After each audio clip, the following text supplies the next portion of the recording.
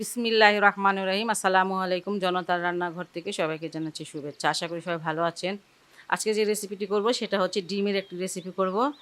সিদ্ধ করেও করব না, ভেজেও করব না, ঝটপট একটা রেসিপি, খুবই দারুণ একটা রেসিপি সেটা।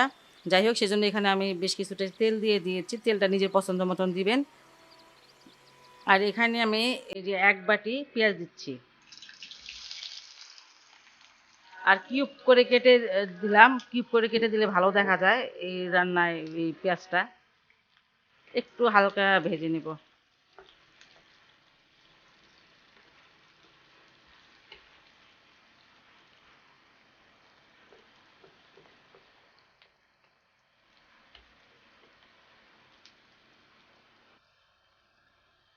পেঁয়াজটাকে ভেজে লাল করব না, এই যে একটু নরম হয়ে গেছে, এটাতেই হবে।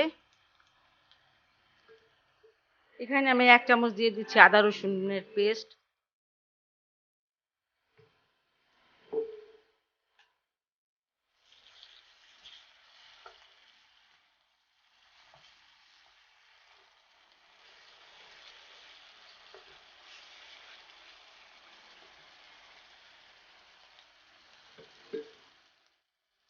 এখানে হলুদের গুঁড়া হচ্ছে আধা চামচের কম, মরিচের গুঁড়া 1 চামচ, ঝালটা নিজের মতন করে দিবেন, কম খেলে কম দিবেন। ধনিয়ার গুঁড়া আধা চামচ, জিরার গুঁড়া আধা চামচ,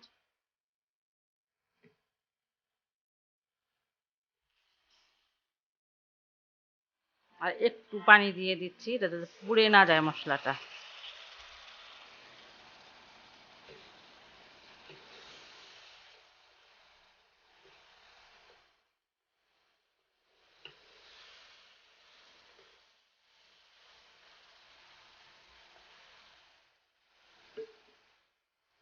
স্বাদ মতন লবণ দিয়ে দিচ্ছি।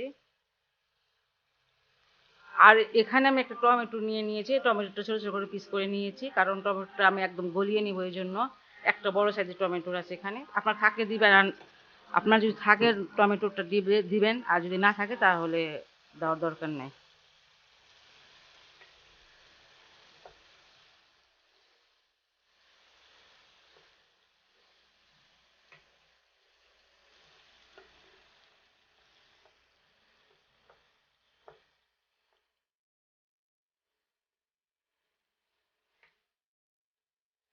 এটা একটু ঢেকে দিচ্ছি আমি, যাতে টমেটোটা গলে যায়, এই জন্য।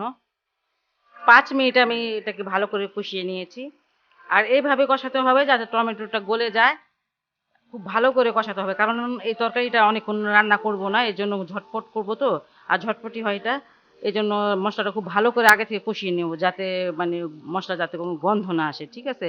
আমি 5 মিনিটে অনেকবার নেড়ে দিয়েছি যাতে পুড়ে না যায়। আর টমেটোটা একদম গলে যাবে, দেখেন টমেটোটা কিন্তু একদম গলে গেছে। আর পেঁয়াজটা এরকম এরকম থাকবে।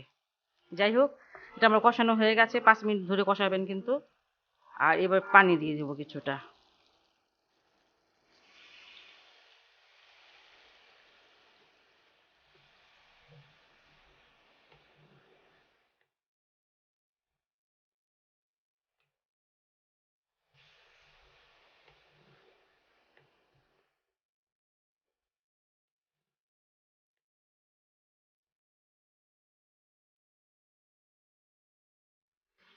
প্রায় 200 গ্রামের মতন পানি দিয়ে দিলাম।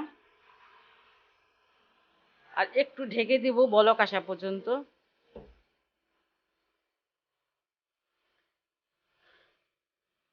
তরকারিটা বলক এসে পড়েছে। আর এই সময় আমি ডিমগুলো দিয়ে দিব, যেখানে আমি 5টা ডিম নিয়েছি রান্না করার জন্য।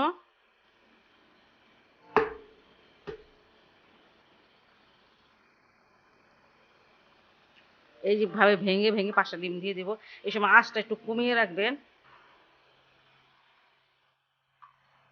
5টা ডিম আমি এইভাবে ভেঙে দিয়েছি। আর এবার এটা আমি ঢেকে দিব, কিছুক্ষণের জন্য ঢেকে দিব।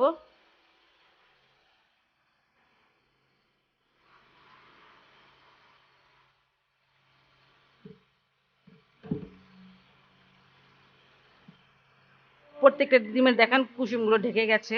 এটা খুব আস্তে আস্তে একটু নেড়ে দিতে হবে, কিন্তু আমি আস্ত রাখবো না, ডিমগুলোকে ভেঙে ভেঙে দিব। আস্তে আস্তে একটু এই যে একটুখানি ভেঙে ভেঙে দিবেন। এটা কিন্তু না রুটি দিয়ে পরোটা দিয়েও খাওয়া যায়, ভাত দিয়েও খাওয়া যায়। এটা মানে খেতে খুব ভালো লাগে। ভাত দিয়েই খাবো আমরা। আর এখানে আমি কটা চামচ নিয়ে নিয়েছি গরম মসলার গুঁড়া, সেটা দিয়ে দিব।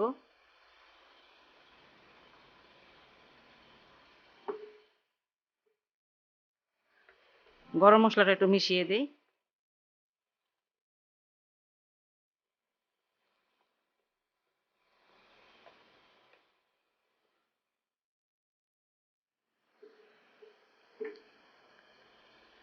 এবার দিয়ে দিব কয়েকটা কাঁচামরিচ। ঝালটা নিজের মতন করে দিবেন। আর দিয়ে দিব একটু ধনিয়া পাতা।